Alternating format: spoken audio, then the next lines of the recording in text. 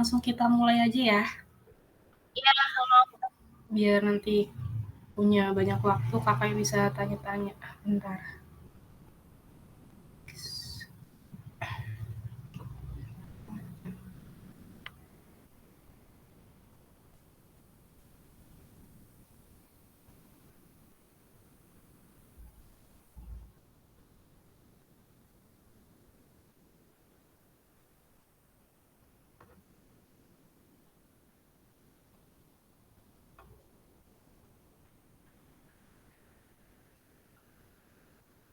Oke, udah jelas belum? Udah lihat belum?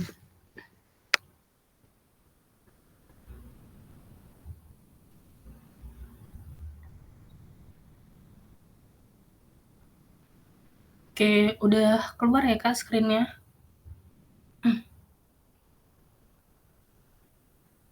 Halo?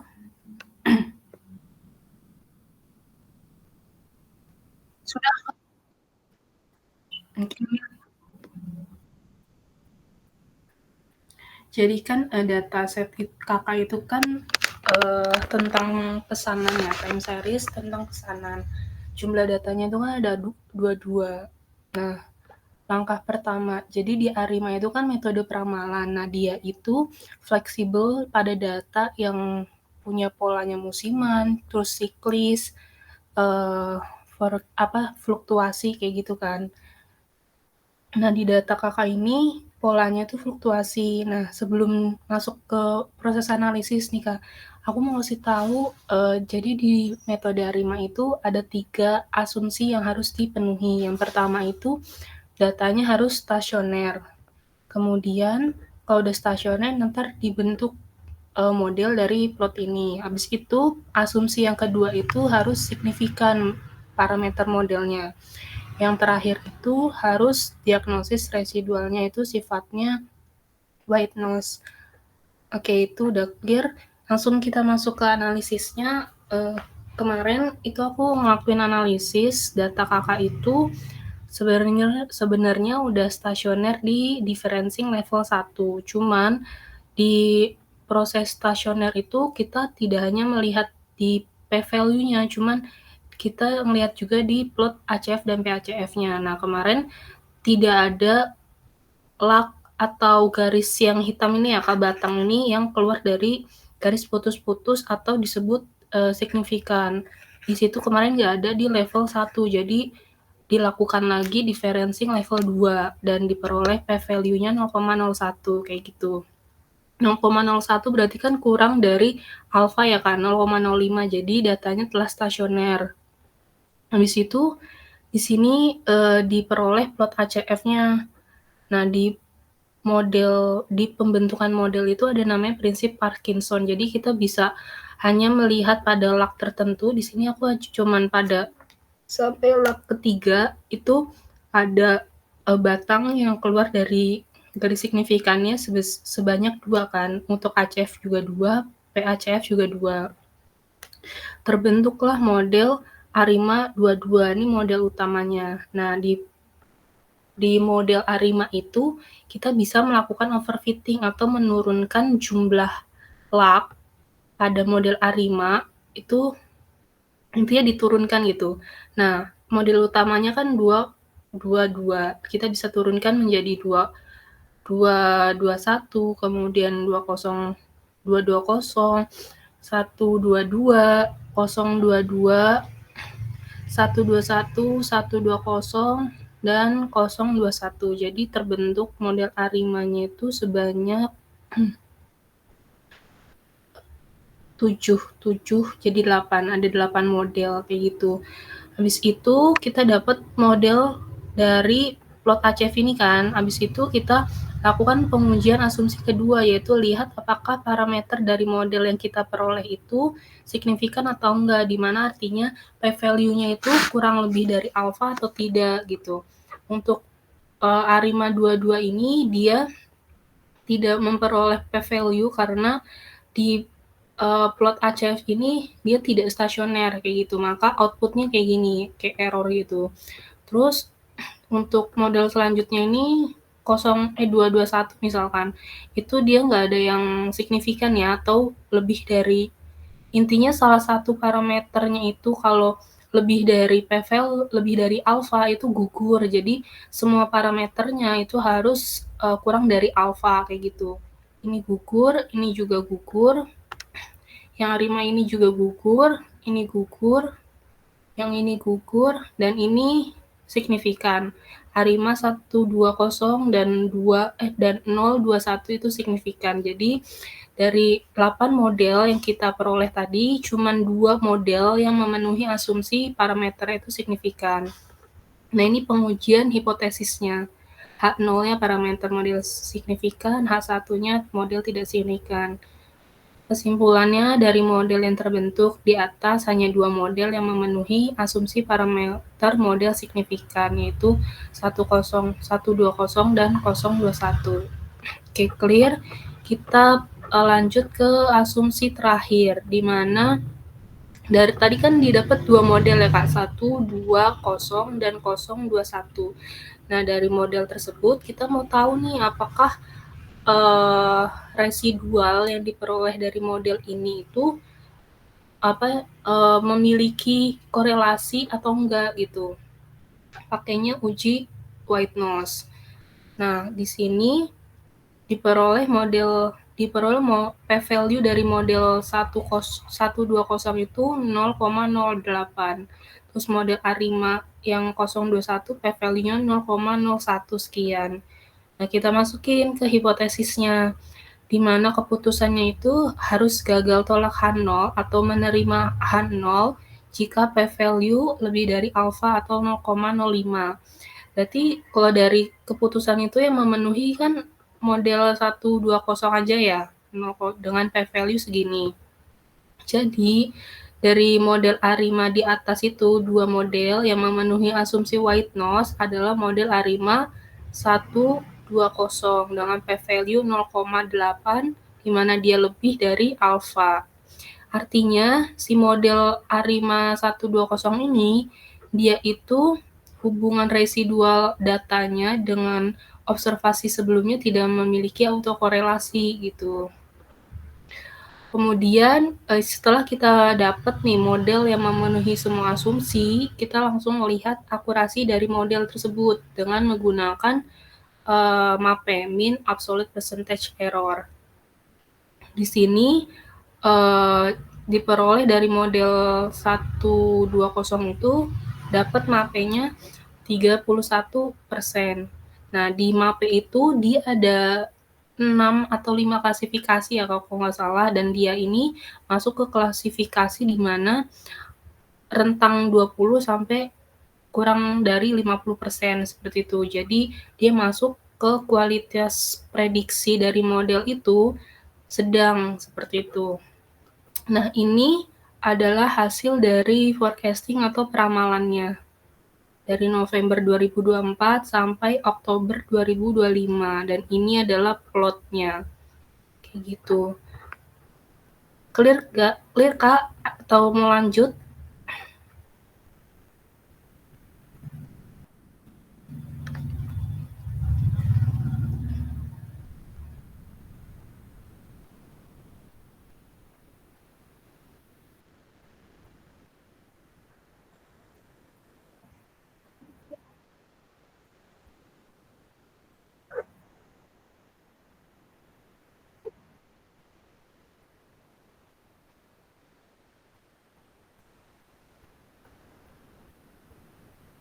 Yang mana Kak?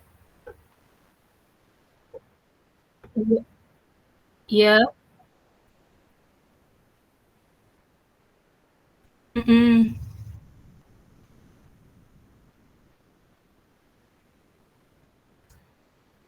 Oh, oke. Di p-value di sini tulisannya yang sig ini Pak, Mbak, SIGN.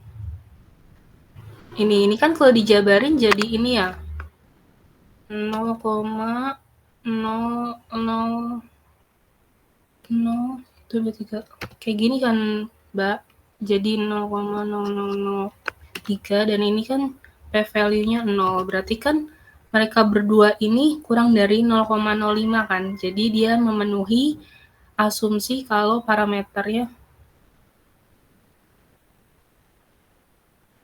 ini kayaknya kebalik deh. Bentar. Jika H0 oh iya sorry ini kebalik, H0-nya itu parameter model tidak signifikan.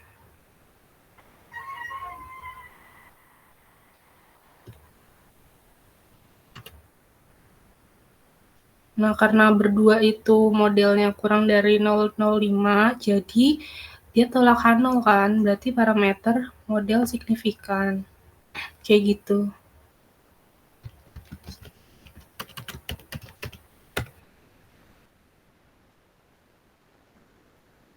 Yang signifikan, Kak.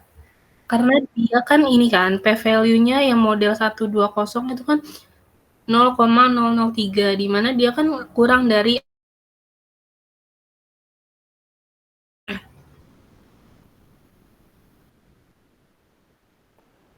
ya berarti kan kurang dari 0,05 atau 5%, dan model ini juga ini p-value-nya itu yang tulisannya sing. Oke. Ada lagi, Kak?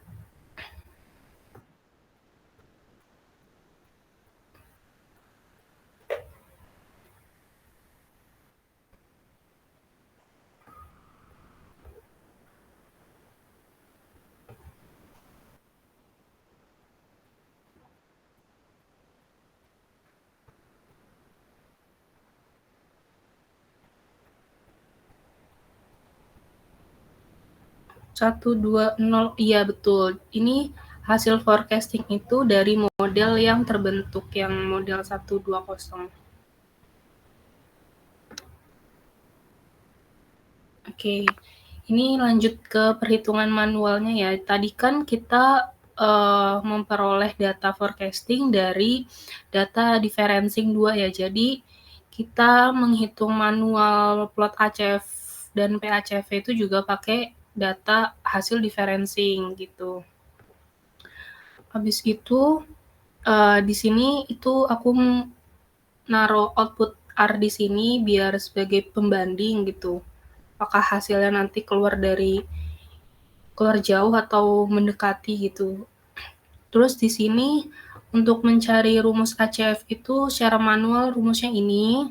Ini tuh dibacanya rho yang kayak R, dan dia I-nya sama dengan 1 sampai dengan N kecil itu adalah data observasi yang kita punya. Datanya kakak kan 22 dengan dikurangi K. K itu adalah lak yang kita cari. Nah, di R itu untuk plot ACF dia itu gimana nyebut ya? Dia itu dimulai dari 1, dan sedangkan di beberapa software itu kayak SAS, Python, dan Minitab itu mereka langsung 0 gitu. Jadi nggak ada 1 kayak gini, langsung nilai sih kayak PACF kayak gini, min 0,6 sekian. Jadi kayak gitu. Jadi ini nanti sigmanya itu akan berjalan 1 sampai N-nya itu kan 22, berarti 22 dikurangi 1 adalah 21. Jadi dia akan stop di 21, dan otomatis data kedua-duanya akan NA kayak gini, dan seterusnya untuk K yang akan dicari. Kayak gitu untuk baca rumusnya. Terus rumus PACF-nya itu ini Pi KK sama dengan rho, ini juga J-nya, sigmanya mulai dari 1, K-nya kan tadi kita mencari lak ke 1 ya, berarti dia 1 sampai 0 gitu. Ntar penjabarannya ada di bawah sini. Habis itu dia ada catatan kalau kita mau mencari rho K, J, jadi J itu adalah ntar aja. Mana ya? Ini penjabarannya kayak gini. Ini penjabaran dari rumus di atas kayak gitu. Ini ada keterangan untuk theta. Theta ini adalah lambang untuk lak di PACF.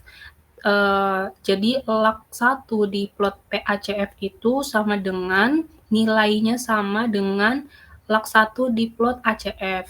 Dan untuk log 0 di ACF sama dengan 1, berarti sesuai ya Kak. Di sini udah ada catatan atau ketentuan bahwa log ke-1 itu log ke-0 adalah 1, berarti di R ini dia log ke-0-nya itu tetap dihitung, jadi dia nilainya 1 kayak gitu.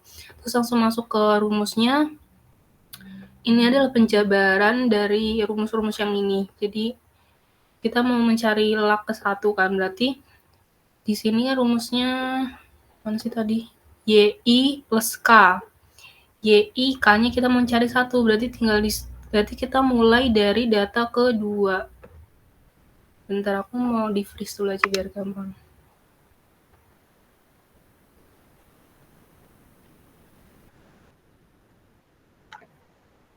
K itu adalah log yang mau kita cari. Kalau di plotnya tuh kayak gini. Nih, ini tuh batang ini itu disebut log. Di sini kan ada berapa batang? 1, 2, 3, 4, 5, 6, 7, 8. Misalkan 8. Nah, ini 8 batang itu adalah nilainya ini. 1 sampai 8. Batang itu punya nilai. Nah, nilainya ini Kak gitu. Bentar aku mau nge-freeze. Mana ya nge-freeze tuh?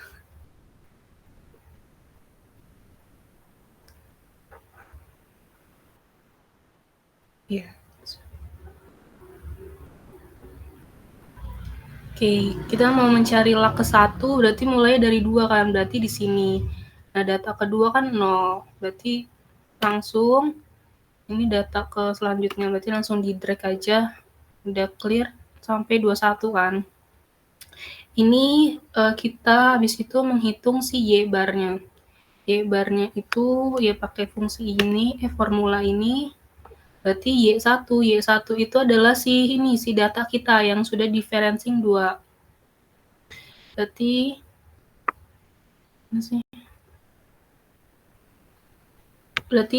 yang sel C3 dikurangi R20 kayak gitu. Berarti di drag aja.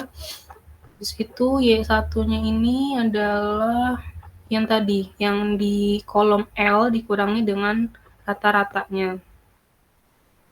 Kayak gitu. Berarti tinggal dikali aja yang kolom M dengan kolom N. Ya.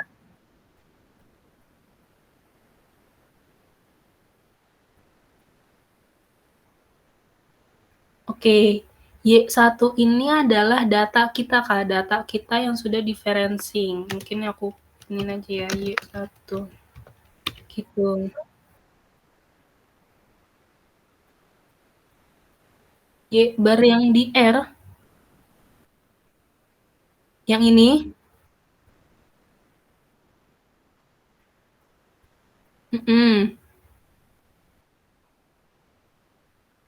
yang R20. R20 kan berarti Y bar ya. Y bar itu adalah data kita yang ini data kita dirata-ratakan. Iya, sorry, data kita yang udah dimasukin di sini yang di L. Oke, lanjut ya Kak. Habis itu tinggal dikuadratkan, itu juga di drag. Nah, masuk ke rumus ini. Mana ya? Rumus ACF. Rumus ACF itu kan tadi ini kan dia yang ini nih, yang jumlah YI dikurangi Y bar dikali YI plus 1 dikurangi Y bar itu kan sebagai penyebut ya Kak, yang di sini. Nah, pembilangnya itu yang ini yang dikuadratkan. Yang di bawah ini. Habis itu log 1-nya tinggal sesuai rumus saja. Yang jumlah ini, jumlah YI dikali Y YI plus 1 dibagi dengan jumlah YI dikurangi Y bar kuadrat. Hasilnya min 0,92. Karena tadi ada catatan, ada note bahwa lak PACF itu akan sama dengan lak ACF, jadi nilainya akan sama seperti itu. Coba kita lihat, dan ini juga sama ya Kak. Jadi untuk lak PACF itu dia langsung dimulai dari 1 bacanya, tapi kalau untuk ACF itu lihatnya ke lak 2, kayak gitu. Di situ untuk lak kedua kita cari, di sini ada, kita langsung masukin lak kedua. Lak kedua kan berarti data 1 ditambah 2 kan berarti mulainya dari data 3 ya Kak. Data 3-nya adalah 19. Langsung di drag aja, berarti karena kita tadi kan data kakak 22. Data kakak 22 sesuai dengan rumus, dan kita mau cari lak kedua, berarti kan 22 dikurangi 2 adalah 20 dong. Berarti datanya akan berhenti di data 20 gitu, kayak gitu. Jadi seterusnya kayak gitu, dan akan ada data yang hilang kayak gini 2. Karena dia akan semakin ditarik ke atas gitu. Terus itu ini juga sama untuk kolom V dan W-nya. Ini juga sama, mungkin agak bedanya di sini. Di sini itu ada rumus kalau untuk mencari lak 22 itu pakai matriks yang kayak mencari determinan gitu. Di sini rumusnya itu masih sama, cuman yang membedakan itu adalah untuk mencari si lak PACF-nya. Ini masih sama kayak gitu, jumlah YI dikurangi Y bar dikali YI plus 2 min Y bar dibagi dengan jumlah YI dikurangi Y bar kuadrat. Untuk mencari PACF-nya, itu hasil sederhana dari rumus di atas ini, berarti rho 2. Rho 2 ini adalah si lak kedua pada plot ACF. Berarti kita langsung masukin aja lak kedua ACF itu kan nilainya tadi yang di ini kan, yang di warna biru ini, dikurangi dengan P1. P1 itu adalah lak pertama ACF.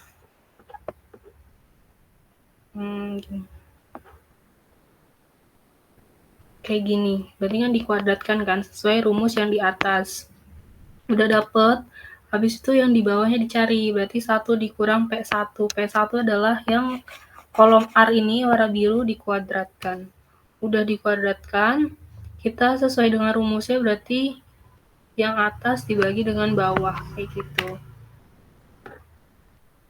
Jadi min 0,14. Untuk lak ketiga dan seterusnya itu juga agak panjang penjabarannya. Ini kenapa?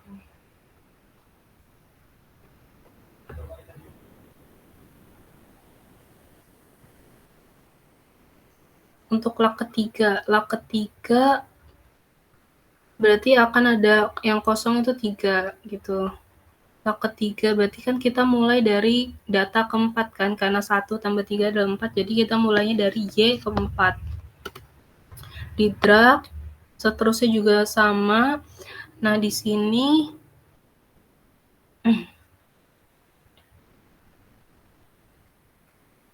ini sama juga rumusnya kayak yang tadi, cuman aku drag aja ke sini biar gampang. Jadi jika kita mau mencari lak lebih dari 2, jadi harus ada penjabaran tersendiri kayak gitu. Di sini misalkan kita mencari lak ketiga di PACF, berarti kan K-nya dimulai dari 1, berhenti di N-nya itu tadi 22, berarti 22 dikurang 1 adalah 21, berarti sesuai ya Kak. Di sini N dikurang 1 berarti 21. Kemudian K-nya di sini kita mencari N 21 min 24 P N dikurangi K. N ini di sini bukan data.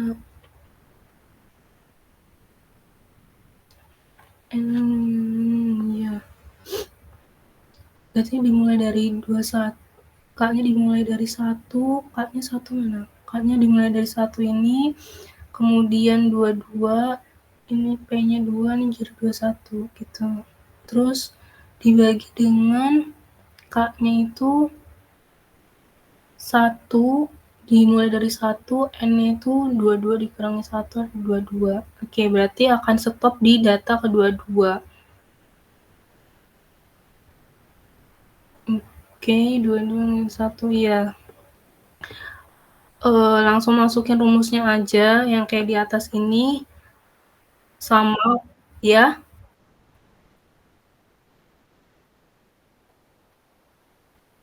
P2 P1. Jadi kayak gini. Bentar pelan. P2 P1. K ini sigma ini kan berjalan dimulai dari 1 hingga N-nya itu datanya kakak kan 22 berarti 21. Berarti dia dimulai dari 1 sampai 22. Nah, di sini langsung dimasukin aja. Tadi N-nya kan 22. 22 dikurangi 1 adalah 21 kan. Habis itu 21, habis itu masuk langsung ke ini, langsung ke apa namanya? Sorry. Sorry. Jadi N di sini itu adalah lak.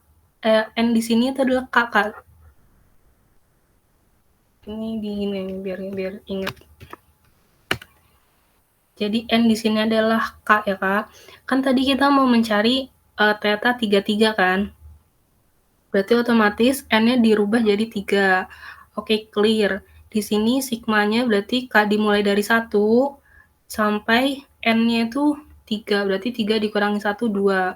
Jadi, di sini langsung masukin aja N-nya itu 3 jadi 2. Terus K-nya itu dimulai dari 1 dong, karena sigmanya berjalan dari 1 kan, jadi 1. Habis itu rho-nya dalam kurung N dikurangi K. N-nya kan tadi 3. Dan K-nya kan dimulai dari 1. Berarti 3 dikurang 1 adalah 2. Kemudian habis itu K-nya kan tadi yang pertama mulai dari 1. Berarti selanjutnya 2 dong. Di sini N dikurangi 1 adalah 3 dikurangi 1, 2. Tadi K-nya berjalan setelah 1 adalah 2 kan. Habis itu rho-nya N-nya adalah 3 dikurangi 2. K-nya kan berjalan habis 1, 2. Jadi 3 dikurangi 2 adalah 1. Gitu. Clear, Kak?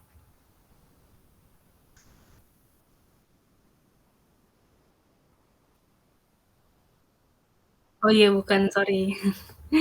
Oke.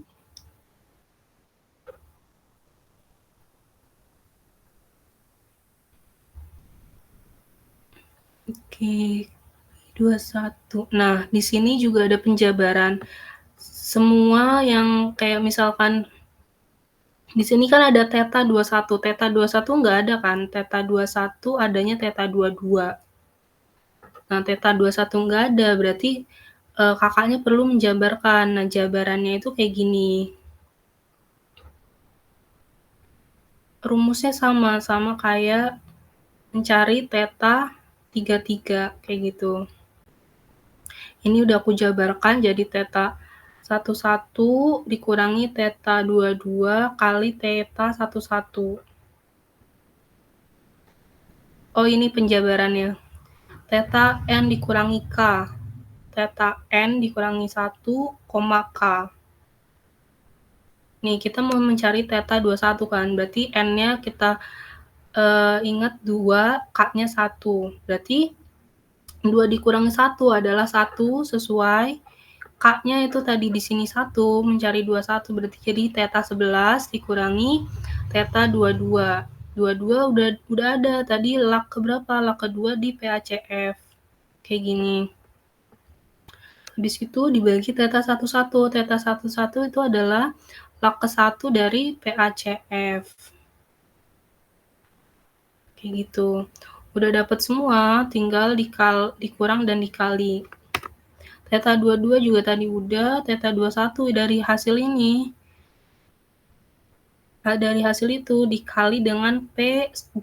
P2 itu adalah log ACF di log kedua di ACF. Ini juga kayak gitu sama, ini juga sama. Habis itu masukin sesuai rumus di atas ini. P rho 3. Rho 3 itu adalah log 3 di ACF, kemudian dikurangi dengan A dikurangi dengan theta 21. Theta 21 dikali P2, theta 22 kali P1, kemudian di dalam kurung dibagi dengan 1, sesuai rumusnya 1 dikurang theta 21 dikali P1, mana ini, kemudian dikurangi dengan theta 22 P2. Hasilnya adalah 0,47. Untuk Y1, untuk mencari K keempat berarti kita mulai data kelima, kayak gitu. Dimulai dari data kelima, berarti data kelima adalah berapa? 68. Oke, ini juga sama. Ini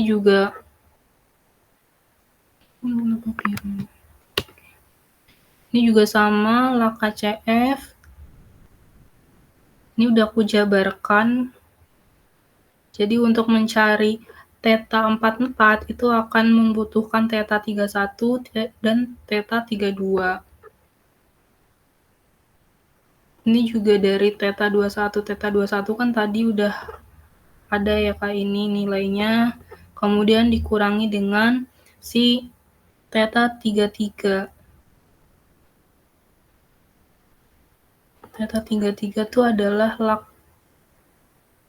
log ketiga dari PACF. Seterusnya juga sama. Mungkin yang harus diperhatiin itu pas penjabarannya nanti secara manual. Ini juga sama-sama. Dan sesuai rumusnya tadi. Kayak gini, karena ini theta 44 dan akan panjang lagi penjabarannya. Itu kurang lebih, ini akan kayak gini bentuknya. Terus hasilnya kayak gitu. Ini udah aku jabarin sih semuanya. Ini juga mencari K5 berarti kan ngambil data dari ke-6, data ke-6 10. Ini juga sama, untuk ini sama sum. Ini juga penjabaran untuk mencari si theta 55 atau log 5 di plot PACF. Rumusnya ini. Untuk mencari log ke-6 berarti kita ngambil data ke-7 dan akan ada 7 data yang hilang. Ini juga sama PACF. Untuk rumus ACF itu sama ya Kak, untuk mencari log sampai tak terhingga tuh rumusnya sama, cuman yang lebih panjang itu mencari log di plot PACF.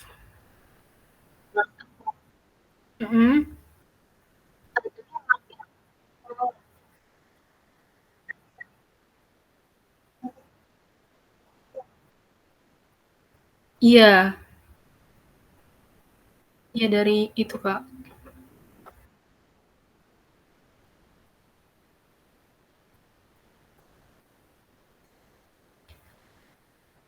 Karena misalkan log tadi yang nggak ada apa, theta 21. Karena log 2 di PACF, log ketiga tuh selalu angkanya atau lambangnya tuh theta 33, theta 22, atau log ke-6 di PACF theta 66 gitu. Nah, untuk mencari yang tidak ada ini rumusnya, pakai yang ini Kak, yang tadi nih, yang where ini. Kayak gitu. Nah, dari sana nanti kan bisa dicari karena dia pasti akan ada log yang sudah kita dapatin dari sebelumnya. Kayak misalkan ini theta 21 itu dia dia mengandung theta 11 dikurangi theta 22 kayak gitu kan. Gitu. Oke. Kurang lebih sama Kak sampai lak ke-12.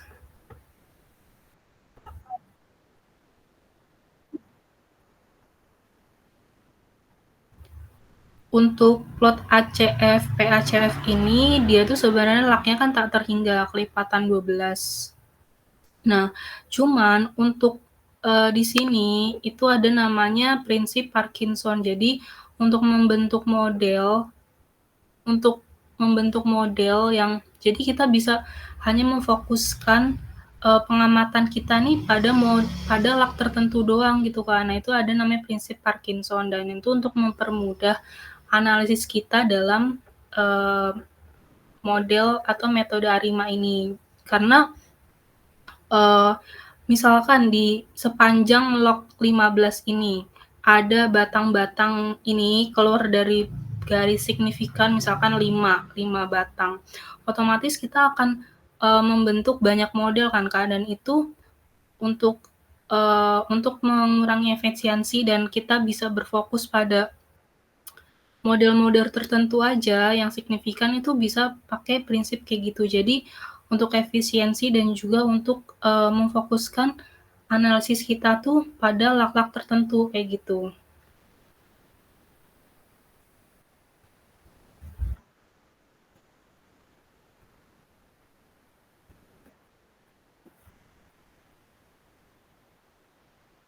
Gak, itu nggak apa-apa, itu ada namanya prinsip yang tadi, penyederhanaan ketika membentuk model. Yang penting dari model yang kita bentuk itu kita lakukan overfitting. Jadi tidak hanya fokus dari model utama yang kita buat ini, tapi kita bisa melakukan overfitting. Jadi kita menurunkan ordo AR dan MA itu 2 dan 2 ini kan. Jadi 1, 2 diturunin jadi 1, kemudian jadi 0, terus gantian yang AR-nya diturunin jadi 1, kemudian jadi 0, kayak gitu. Terus ini penurunan dari kedua ordo secara bersamaan. Tadi kan 2 dan 2 jadi 1, 1. Kayak gitu. Terus diturunin dari sini 1 jadi 0. Kayak gitu, Kak.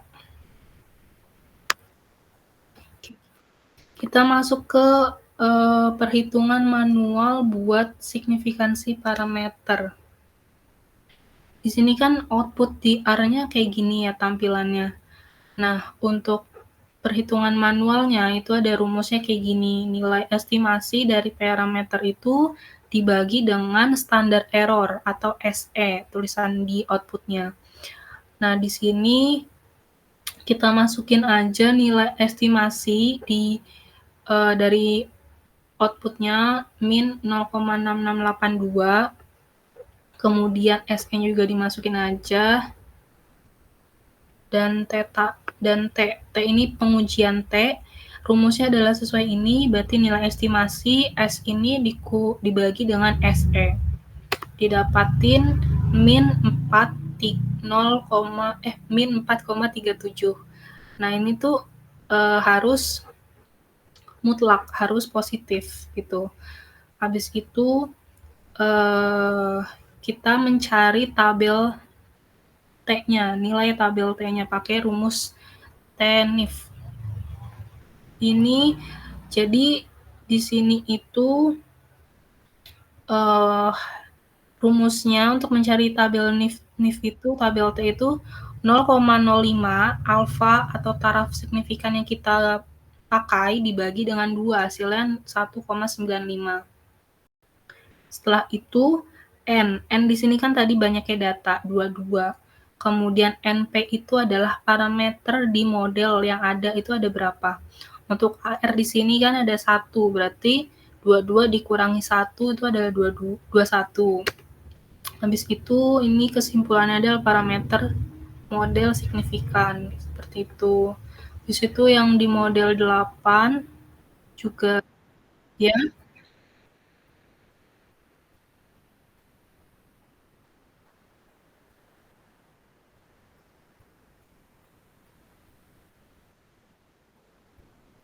Dari 0,05 dibagi dengan 2. Kok gini sih? Bentar, 0,9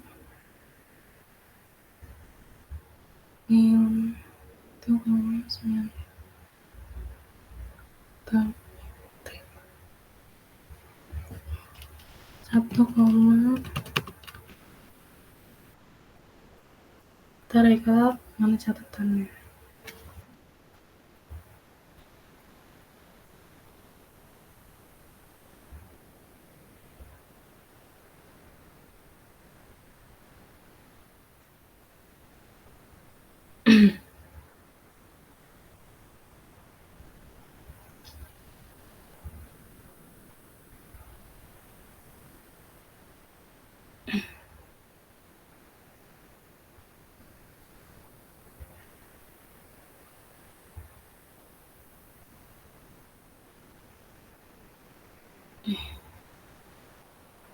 Nilai tahap PLT.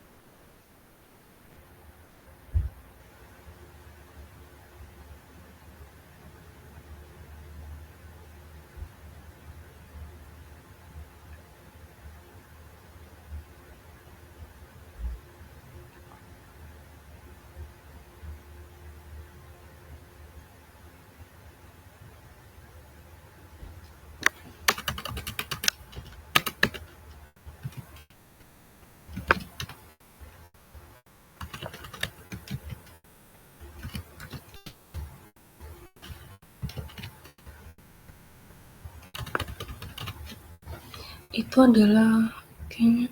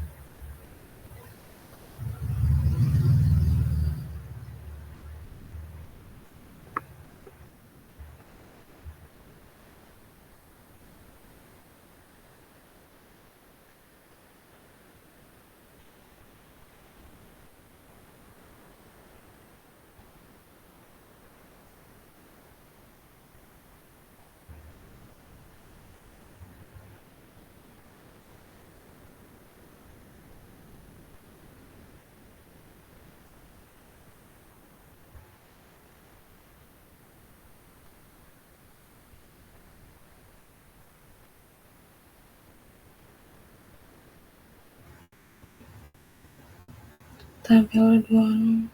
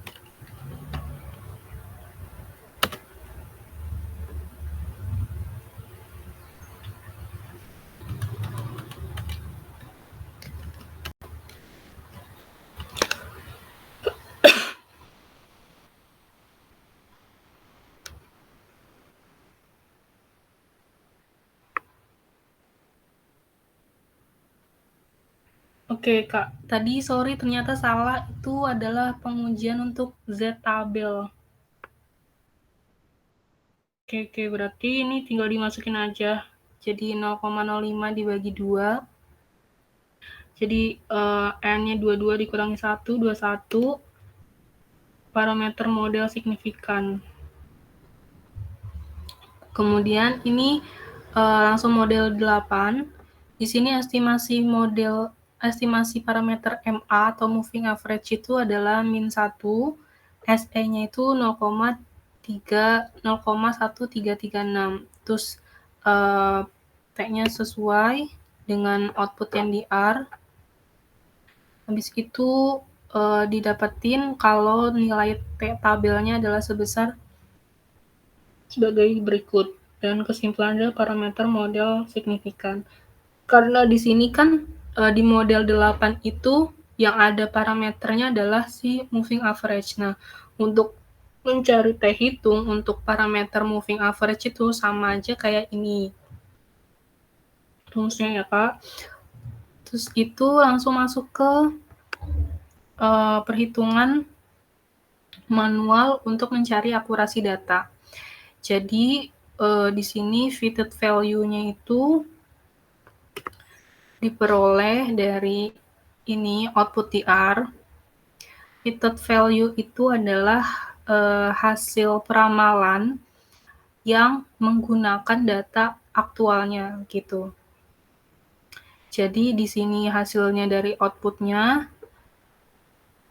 output TR, dan ini udah ku cari dan dari pengalamanku juga emang nggak ada, cuman secara definisi kayak gitu. Fitted value itu adalah hasil prediksi yang dimana dia itu menggunakan nilai data aktualnya sebagai untuk memprediksi nilainya ini kayak gitu. Kemudian residual, di sini residual dan AP itu adalah rumus MAPE. Di sini kalau kita baca ya rumusnya itu sigmanya itu akan berjalan dari 1, dimulai dari 1 hingga datanya observasi sebanyak 22 kayak gitu. Kemudian nanti ditambah dan setiap penjumlahan itu harus mutlak atau positif. Dan nanti dibagi dengan banyaknya data. Dan residualnya berarti kan dia data aktual dikurangi dengan fitted value. Ini juga habis itu kita hitung AP-nya, absolute percentage error-nya. Absolute percentage error berarti si ini kolom E, si residualnya itu adalah harus absolute, makanya pakai ABS dibagi dengan CE. CE di sini adalah yang data aktualnya, kemudian dikali dengan 100. Ini tinggal di drag aja. Habis itu kita sesuai dengan rumusnya, ada sigma berarti ditambah, dapatnya 6 696, terus MAPE-nya berarti dibagi dengan 22, datanya 22. Sesuai dengan outputnya hasil 31,65 sekian. Dengan akurasi atau ketepatan model untuk memprediksi itu sebesar 68.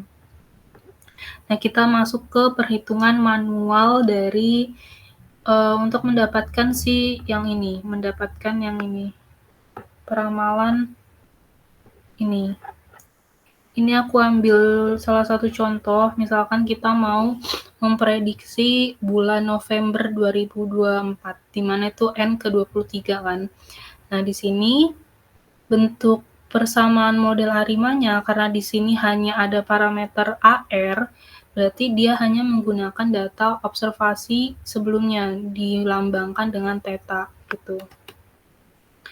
Nah, di sini kita membutuhkan apa aja untuk meramal November 2024 secara manual. Itu kita butuh data diferensiasi bulan Oktober sebesar 39 yang ini. Kemudian kita data residualnya juga, data residual Oktober 2024. Dari model yang udah dipilih ya Kak, 24 berarti 5,77. Mana 5,77. Yang ini Oktober 2024. Habis itu peramalan hasil bulan November. Itu tadi kan dapat 173. Kayak gitu. Di situ kita substitusi aja ke rumusnya. Di sini theta 1 Y T,1 berarti sesuai, berarti mana ya, min 0, oh jadi ini theta itu adalah parameter si arima, dan diisinya adalah nilai estimasinya min 0,6682 kayak gitu. Habis itu kita kali min 0,6682 dikali dengan YT1. YT1 adalah data diferensiasi bulan Oktober. Gitu. Kita menggunakan data diferensiasinya bukan data aktualnya gitu. Habis itu didapatin bahwa hasilnya adalah 26,05 sekian. Jadi kalau kita mau melakukan peramalan untuk bulan November,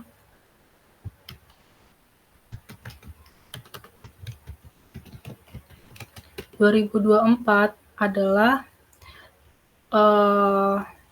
148 data aktual di bulan Oktober ditambah dengan hasil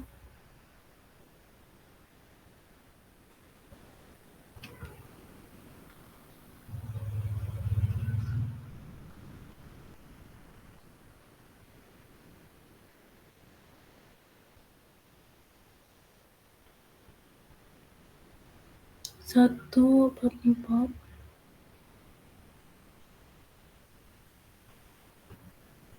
Oh, sorry, ini belum diganti. Ini adalah 26,0598. Nah, jadi hasil peramalannya secara manual itu diperoleh 148 tadi data aktual di bulan Oktober atau YT-1-nya ditambah dengan hasil dari ini. Hasilnya 174,598 secara manual, dan dari pengalamanku memang dia itu tidak sama persis sama si hasil dari software gitu Kak, cuman hanya mendekati atau ya berada di interval yang sama kayak gitu. Dan hasil dari MAPE-nya ya itu emang agak besar dan masuk ke kategori sedang, karena model ARIMA ini dia kan hanya menggunakan satu variabel dependen ya Kak, dan dimana untuk melihat atau melakukan peramalan dari suatu hal itu kan banyak faktor eksternal lainnya yang harus kita masukkan kan ke dalam penelitian. Jadi emang untuk ARIMA ini tidak begitu dianjurkan untuk melakukan peramalan jangka panjang karena tadi dia tidak memperhatikan faktor eksternal lainnya gitu, dan biasanya untuk penelitian selanjutnya itu dia pakai metode kayak SARIMAX yang pakai faktor X gitu dalam penelitiannya atau RRN gitu. Oke, udah selesai Kak penjelasannya.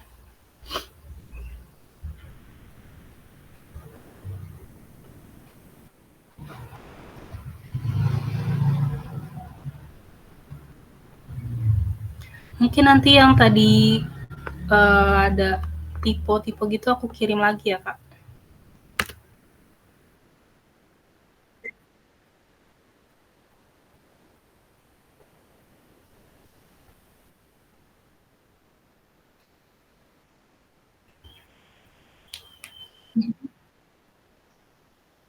Iya, jadi setelah kita hitung pakai tadi yang di atas ini yang hasilnya 26, kita masukin lagi data aktualnya, data data sebelum yang mau kita cari waktunya, itu ditambah itu sama hasil ini. Misalkan mau mencari Desember 2024. Mencari Desember 2024. Berarti kan kita butuh data diferensiasi bulan November 2024, terus data residual November juga 2024, terus data aktual bulan November 2024 seperti itu.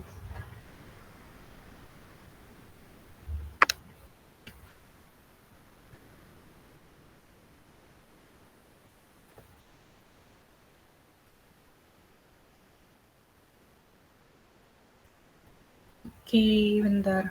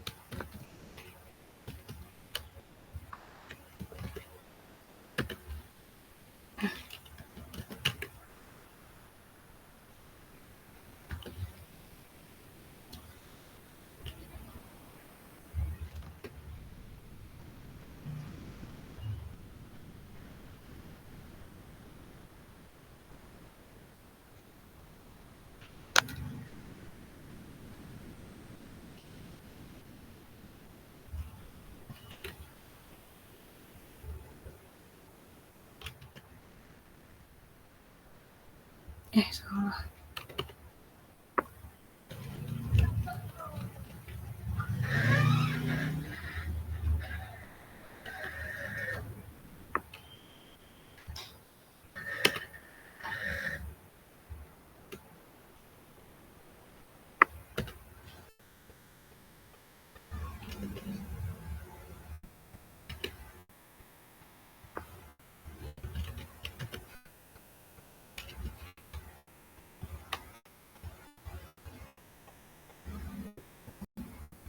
Oke.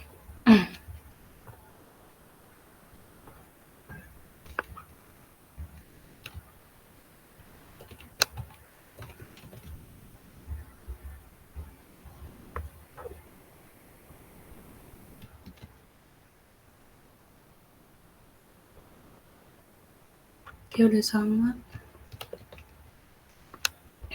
Jadi diferensi itu adalah menurunkan data atau melakukan jadi penurunan datanya itu fungsinya untuk, menstasionerkan data gitu. Data aktual kita kan ini. Nah, aku itu, melakukan uji stasioner pada data aktual dulu kan. Nah, dari data aktual ini, dia itu tidak, stasioner karena p-value yang tadi itu lebih dari 0,05 gitu. Kemudian aku lakukan diferensiasi atau melakukan penurunan di level 1.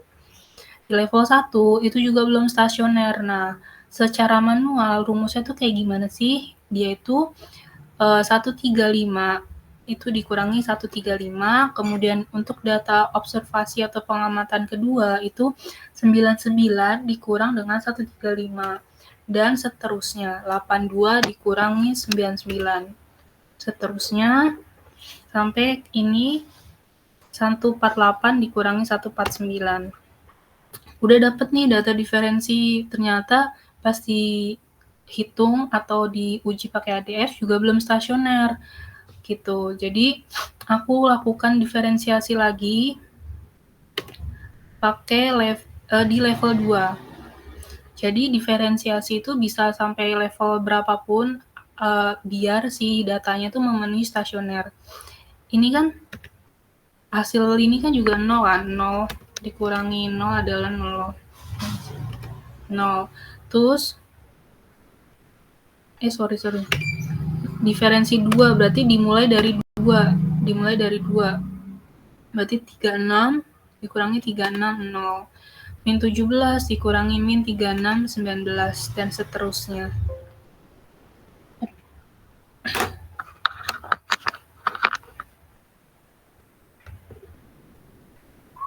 Kayak gitu seterusnya. Itu Kak, secara manual kayak gitu.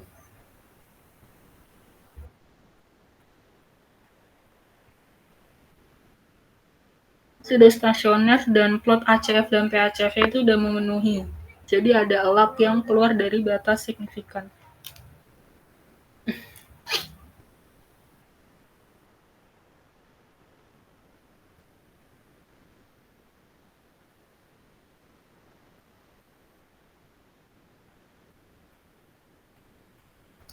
Ini kakak bukan skripsi kan?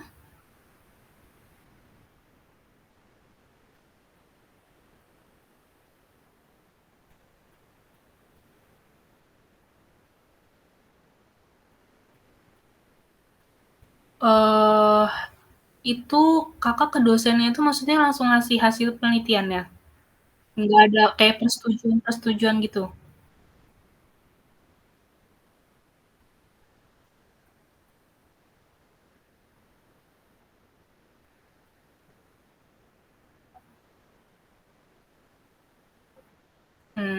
Ya berarti kakak nanti mungkin lengkapin dulu aja ya proses alur analisisnya kayak gimana sampai manual dan tadi kan kayak dimintanya manual dulu kan biar di ACC untuk selanjutnya. Berarti selesaiin manualnya dulu kan nih kayak disusun gitu.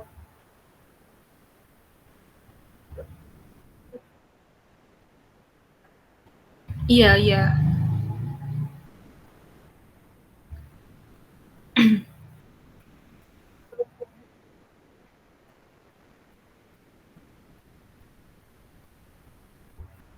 Hmm, disusunnya kayak proses kayak bab 4 gitu aja Kak. Kayak misalkan alurnya, misalkan pertama itu kan harus ini kan, harus apa sih namanya, identifikasi data. Kenapa? Nanti dijelasin data yang kakak miliki itu polanya fluktuasi. Nah, kenapa pakai metode ARIMA? Nah, itu dijelasin karena dalam ARIMA itu dia bisa untuk melakukan penelitian dengan data yang polanya demikian kayak gitu. Terus karena bukan asumsi ya, karena kondisi pertama itu udah terpenuhi, berarti dia cocok nih datanya untuk digunakan metode ARIMA. Habis itu langsung masuk aja ke sini hasil analisisnya dimasukin dan dijelasin dan dipakai pernyataan ini, hipotesisnya H0, H1-nya, terus dijelasin juga plot ACF-nya terbentuknya kayak gini. Dan dari plot ini terbentuk model ARIMA, dilakukan overfitting, sekian-sekian didapatnya. Terus juga ada hipotesisnya. Terus asumsi keduanya kayak gini. Terus habis itu udah terpenuhi nih asumsi semuanya, berarti tinggal dihitung akurasi. Nah, nanti dimasukin aja. Jadi di model di MAPE ini dimasukin rumus ini, habis itu dimasukin perhitungan manualnya, nanti ditulis atau disebutkan aja gitu. Jadi perhitungan manual itu sudah sesuai dengan output yang ada di software kayak gitu. Terus ini hasil data peramalannya dan dilampirin aja si ininya apa namanya plotnya. Mungkin kalau kakaknya biar apa ya, biar nambah-nambahin gitu, atau biar dosennya nggak bertanya-tanya, atau buat nilai plus lah, ini dimasukin aja perhitungan ACF dan PACF-nya. Mungkin sampai lak ketiga aja kali ya, karena kan seterusnya juga sama gitu penjabarannya. Dan ya, jadi cuma cuman ini mungkin tabelnya nggak usah ditulis semuanya gitu. Kayak langsung langsung apa ya, bentar, 1, 2, 3. Ya mungkin nih tabelnya masukin ke lampiran aja. Nanti jadi di bab 4 atau bab 5 itu namanya langsung dimasukin penjabaran rumusnya aja gitu. Ntar disebutin perhitungannya itu ada di lampiran sekian-sekian kayak gitu.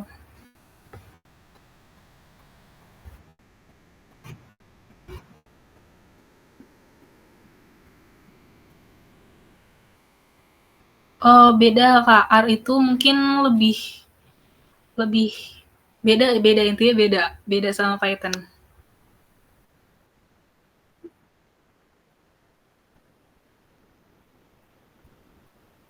Oh ada ya? Aku kurang tahu. Aku pakai R. Iya, iya R Studio.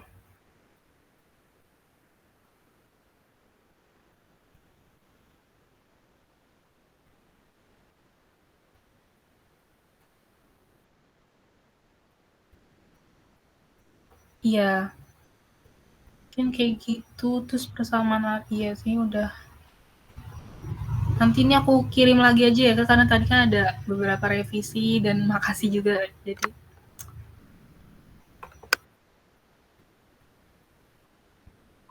iya,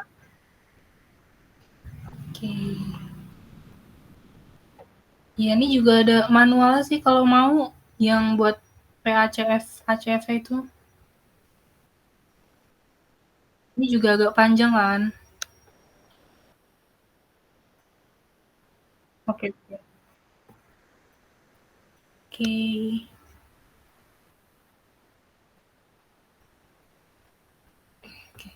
Oke, makasih juga ya, Kak. Eh,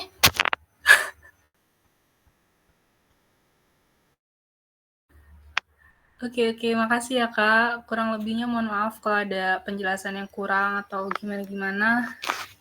Ya, sukses buat nyusunnya ya. Oke, Assalamualaikum. Aku tutup ya, Kak.